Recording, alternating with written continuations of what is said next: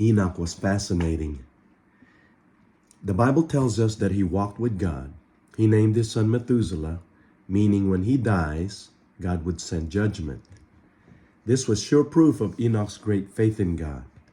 He was a living witness, and he hoped that the message he'd been proclaiming would continue in the life of his son Methuselah, even if it's just through his name.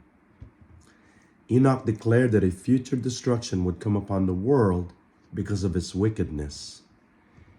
He told him that God was providing a warning, a sign. He wouldn't level judgment without first giving a warning. He is loving, merciful, and long-suffering. He's waiting for them to turn to him. Enoch's time on earth did end, just as all other lives would end. In fact, his life was significantly shorter than many in his generation. It was as if God loved him so much that he wanted him home sooner than later. We don't know. But the suddenness of his departure spoke of the uncertainty of life. Everyone must always be prepared when the Lord calls them to stand before him. Enoch didn't leave this world the way that everyone else did, by way of death. His departure was unique. Enoch was translated from earth to heaven. He was raptured. He was taken from this world without experiencing death. Those who witnessed his departure was forever convinced that God was real. Heaven was real. And there was more to life than the life that they knew.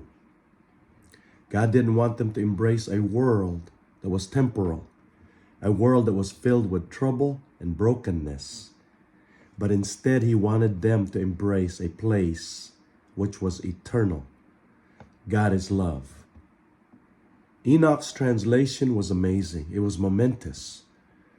It was an event told over and over and shared to generations following after.